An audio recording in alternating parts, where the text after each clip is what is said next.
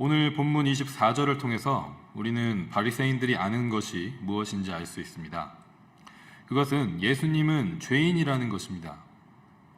그들이 예수님은 죄인이라는 것을 아는 근거는 바로 율법입니다. 왜냐하면 율법이 안식일에 일하는 것을 금하고 있기 때문입니다. 그런데 예수님이 안식일에 일을 하셨기 때문에 예수님은 죄인이라는 것이죠. 요한복음 5장에 예수님께서 안식일에 38년 된 병자를 고쳐주신 일이 기록되어 있습니다. 이 일로 유대인들은 예수님을 박해하기 시작했습니다. 그리고 오늘 본문이 기록된 9장에 예수님께서 안식일에 태어날 때부터 앞을 보지 못했던 사람을 보게 하신 일이 나옵니다. 요한복음 9장 16절 말씀을 보면 바리새인 중에 어떤 사람이 말하되 이 사람이 안식일을 지키지 아니하니 하나님께로부터 온 자가 아니라 라고 말합니다. 그러면서 그들은 예수님이 죄인이라는 것을 안다고 말하고 있는 것입니다. 이처럼 그들이 예수님이 죄인이라는 것을 안다는 말은 그들이 율법을 안다는 말과 같습니다. 자신들이 모세의 율법을 잘 알아서 누가 죄인이고 누가 죄인이 아닌지를 분별할 수 있다고 자부하고 있는 것이죠. 그러면서 안식일에 병을 고치고 눈을 뜨게 하는 예수님을 믿고 따르는 사람들은 율법도 모르는 저주받은 자들이라고 말합니다. 요한복음 7장 49절에 보면 율법을 알지 못하는 이 무리는 저주를 받은 자로다 라고 말하는 그들의 모습이 그려져 있습니다. 그렇다면 안식일에 병을 고치고 눈먼 사람을 보게 한 것은 정말 죄일까요? 유대인들은 안식일에 정말 아무 일도 하지 않았을까요? 요한복음 7장 21절부터 23절 말씀을 통해서 이 질문들에 대한 답을 함께 묵상해 보는 시간을 먼저 갖도록 하겠습니다. 제가 요한복음 7장 21절부터 23절 말씀을 읽어드리도록 하겠습니다. 예수께서 대답하여 이르시되 내가 한 가지 일을 행하매 너희가 다 이로 말미암아 이상히 여기는도다. 모세가 너희에게 할례를 행했으니 그러므로 너희가 안식일에도 사람에게 할례를 행하느니라. 모세의 율법을 범하지 아니하려고 사람이 안식일에도 할례를 받는 일이 있거든 내가 안식일에 사람의 전신을 건전하게 한 것으로 너희가 내게 노여워하느냐. 예수님께서는 분명히 아주 선하고 좋은 일을 하신 것입니다. 그런데 유대인들은 예수님이 하신 일을 보고 이상하게 여겼습니다. 왜냐하면 유대인들이 생각할 때는 절대 해서는 안 되는 일을 예수님이 하셨기 때문이죠.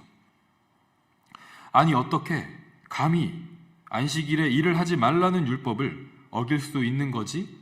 라는 생각을 한 것입니다. 이렇게 예수님께서 안식일에 하신 일을 두고 이상하게 여기고 놀라워하는 그들에게 예수님은 그들이 안식일에 하는 일에 대해서 말씀하고 계십니다. 그들이 안식일에 한 일은 바로 할례입니다.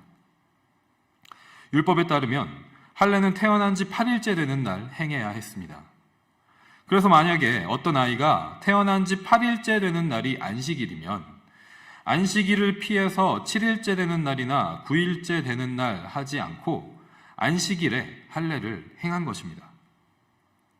할례를 행하라는 율법을 지키기 위해서 안식일에 일을 하지 말라는 율법을 어기는 것처럼 된 것입니다. 하지만 이것을 유대인들 중 그 누구도 안식일에 일을 하지 말고 거룩하게 지키라는 율법을 어겼다고 생각하지 않았습니다.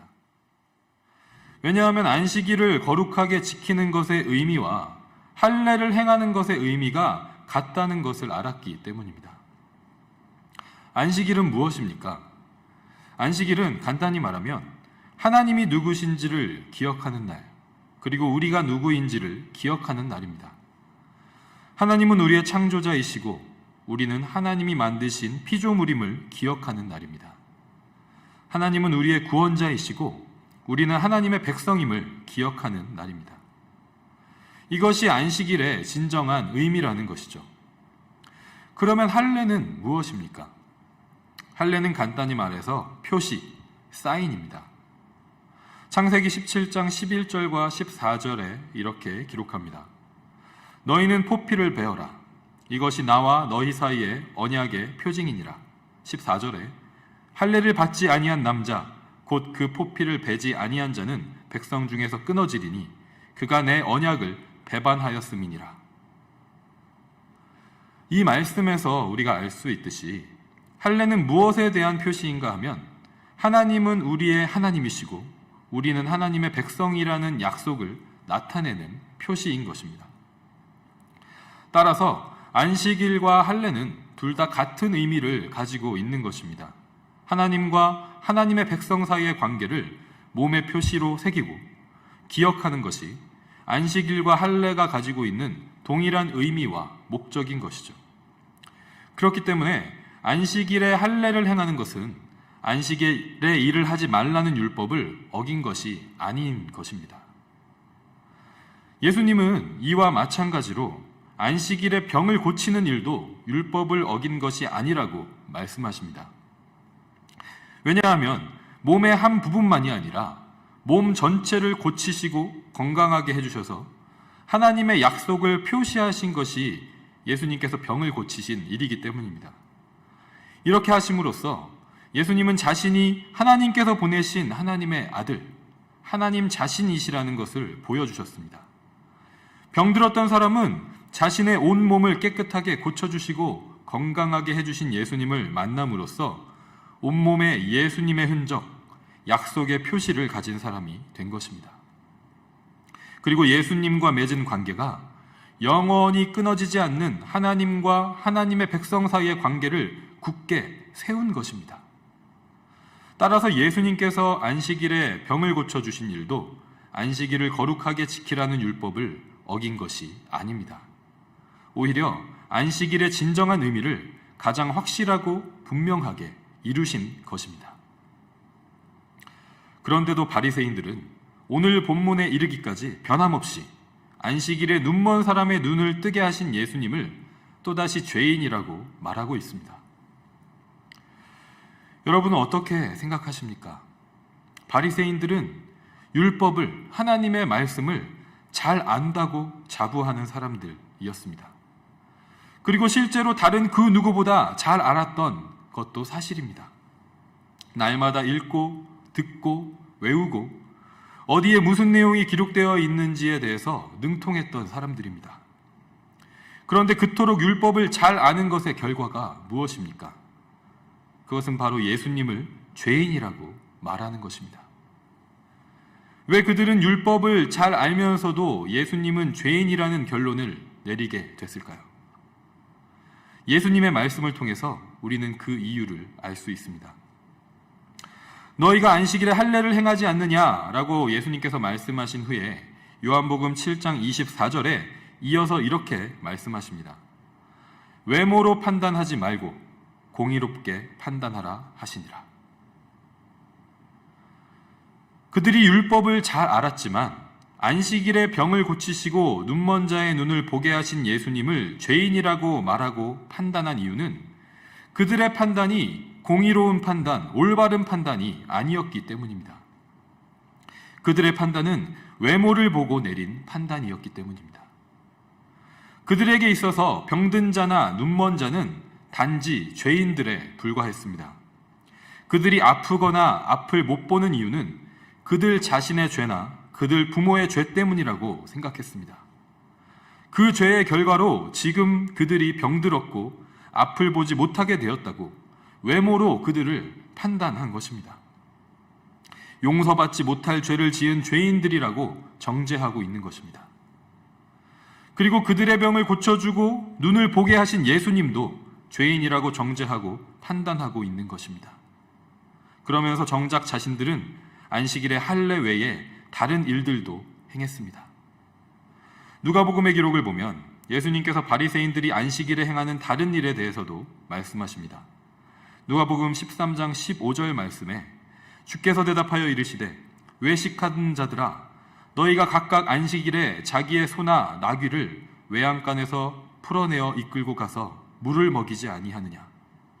14장 5절에 또 그들에게 이르시되 너희 중에 누가 그 아들이나 소가 우물에 빠졌으면 안식일에라도 곧 끌어내지 않겠느냐 하시니.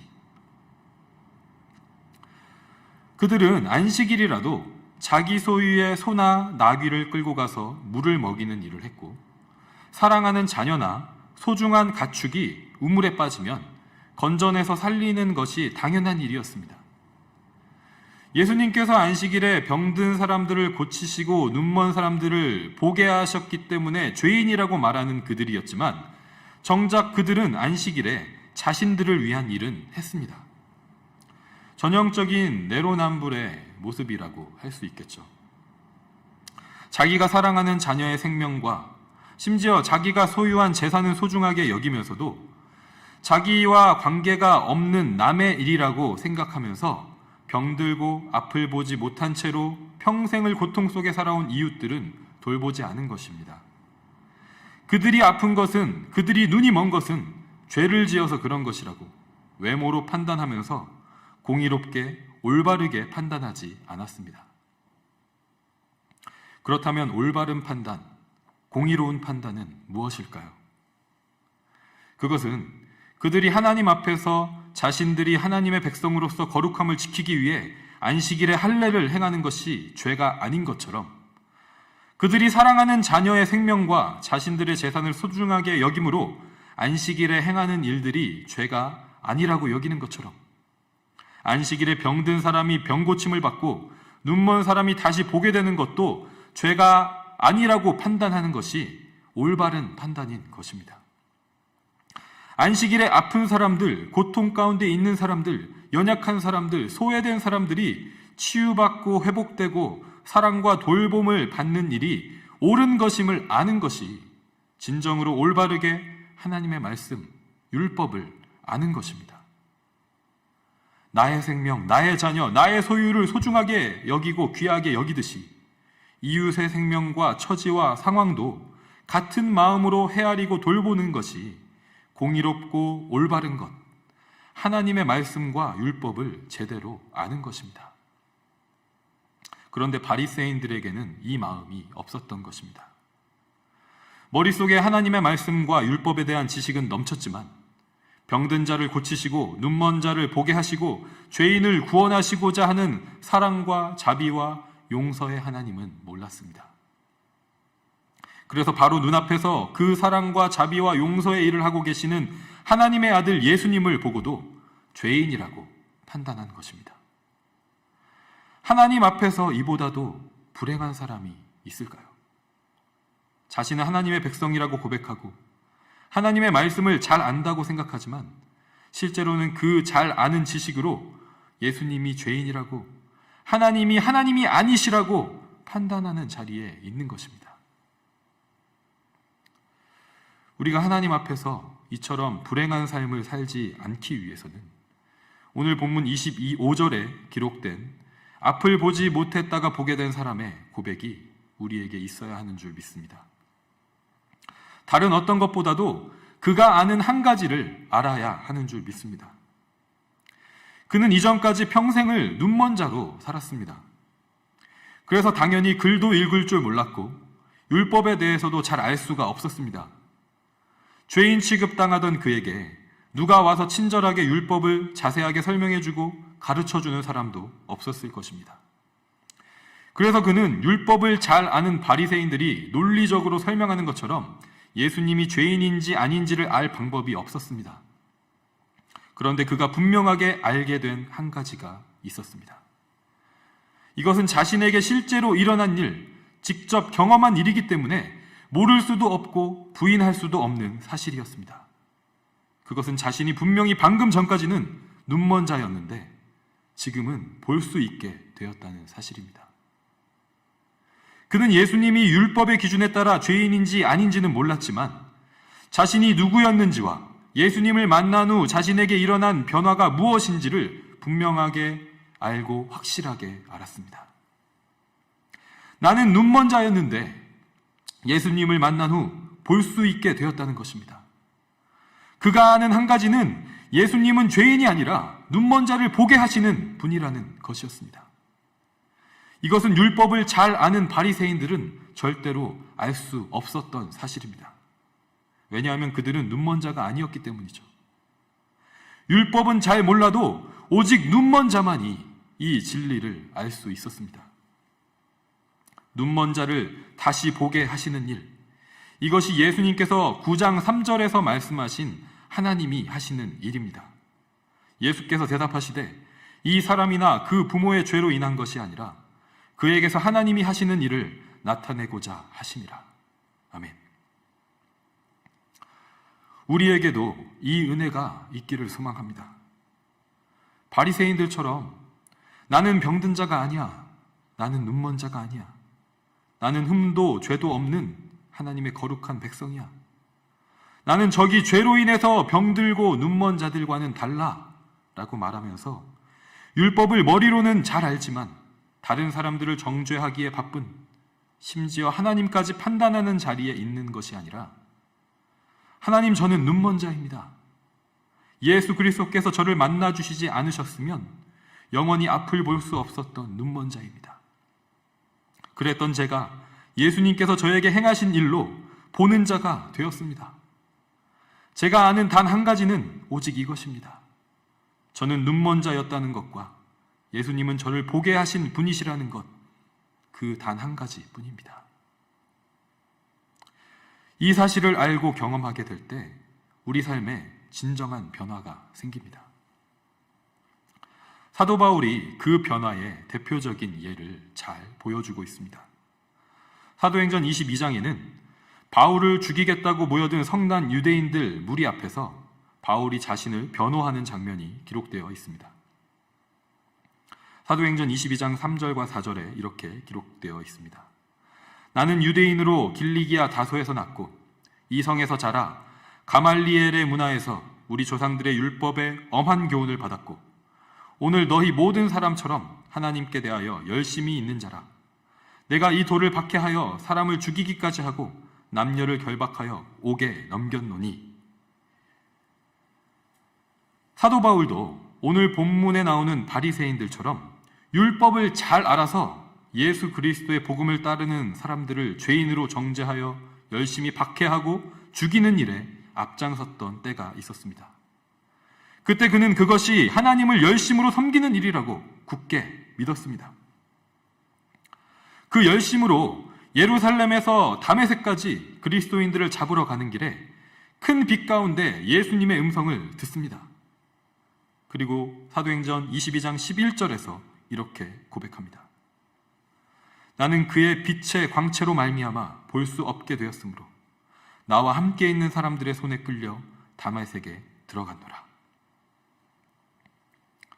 그리고 나서 우리가 잘 아는 것처럼 그는 예수님의 명령대로 아나니아라는 제자를 만나서 다시 보게 되었고 세례를 받고 그리스도인들을 박해하러 간 다메섹에서 오히려 예수 그리스도가 하나님의 아들이시라고 복음을 전하는 자가 되었습니다. 자신이 율법을 잘 알고 하나님이 누구신지도 잘 알고 하나님을 섬기는 방법이 무엇인지도 잘 안다고 여길 때 바울은 사실 아무것도 몰랐습니다. 모든 것을 잘못 알고 있었습니다. 그래서 율법의 약속과 성취로 오신 예수 그리스도와 예수 그리스도를 따르는 자들을 죄인으로 정죄하고 박해하고 죽였습니다. 그런데 예수 그리스도를 만나고 눈이 멀어서 볼 수 없게 되었을 때 자신이 실상은 아무것도 몰랐던 자, 하나님을 대적했던 자였음을 깨달았습니다. 그리고 예수님께서 그의 눈을 다시 보게 해주셨을 때 그의 삶은 완전히 변했습니다. 이제는 더 이상 정죄하고 박해하고 죽이는 일을 하지 않고 용서하고 치유하고 살리는 일을 하는 사람이 된 것입니다. 자신이 그랬듯이 아직 눈먼 자와 같은 유대인 형제들과 이방인들에게 눈먼 자였던 자신을 보게 하신 예수 그리스도의 복음과 생명을 전하는 사람이 되었습니다. 죽기 직전까지 맞고 여러 번의 죽을 고비를 넘기면서도 다시 예전의 삶으로 돌아가지 않았습니다. 정죄하고 박해하고 죽이는 자리로 돌아가지 않았습니다. 왜냐하면 이제는 그가 율법을 잘 아는 자가 아니라 눈이 멀었던 자만이 알 수 있는 단 한 가지를 아는 자가 되었기 때문입니다. 자신은 눈먼 자였으나 예수님께서 보게 하셨다는 그 단 한 가지 사실을 알았기 때문입니다. 사랑하는 성도 여러분, 오늘 우리에게도 이 한 가지를 아는 은혜가 있기를 소망합니다. 그래서 정죄하고 박해하고 죽이는 일을 하는 것이 아니라 용서하고 치유하고 살리는 일을 하는 우리들이 되길 소망합니다. 지금 우리는 셀 수도 없이 많은 정보의 홍수 속에 살아가고 있습니다. 유튜브나 여러 가지 SNS와 같은 수많은 미디어와 언론 매체들에 둘러싸여서 살아가고 있습니다. 그리고 코로나 팬데믹 상황은 이러한 정보 매체들의 생산과 소비를 더욱더 가속화시키고 있습니다.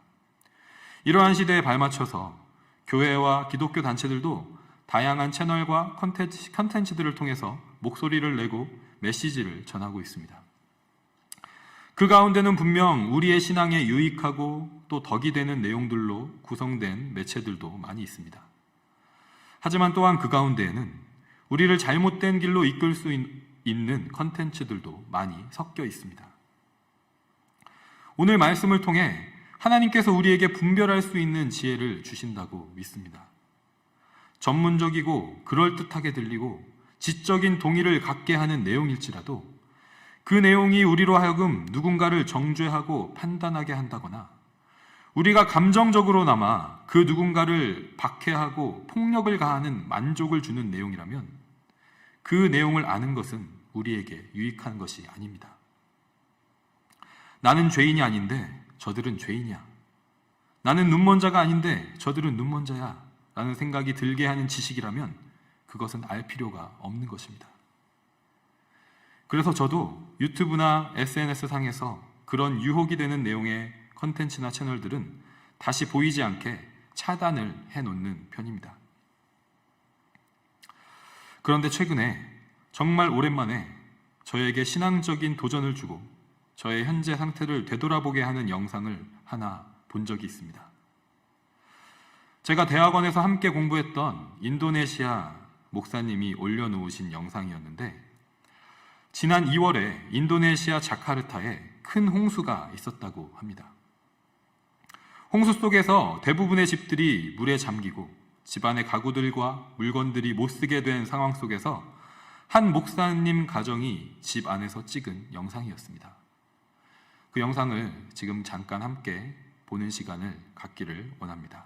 함께 보도록 하겠습니다.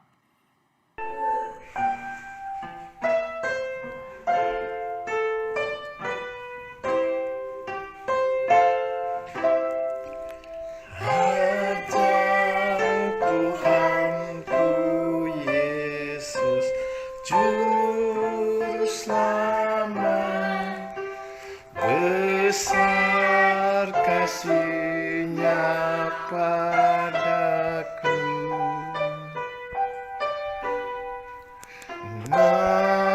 naungan jiwaku yang kokoh kuat, tempat berlindung dan teguh. Kasih Tuhanku menaungi aku, hidupku aman dan tentram. Kasih Tuhanku melindungi aku, di dalamnya ku tak bimbang, di dalamnya ku tak bimbang.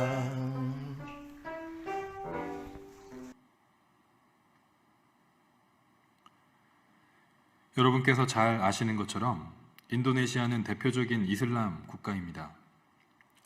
무슬림이 전체 인구의 90% 정도가 되고 개신교와 카톨릭을 포함한 기독교가 9% 정도입니다. 이슬람 국가인 것을 감안하면 기독교 인구 비율이 꽤 높은 편이지만 대부분의 기독교인들은 상대적으로 안전한 수도 자카르타에 집중되어서 분포되어 있고 여전히 인도네시아 전역에서 기독교인들에 대한 박해가 실제 현실인 나라입니다.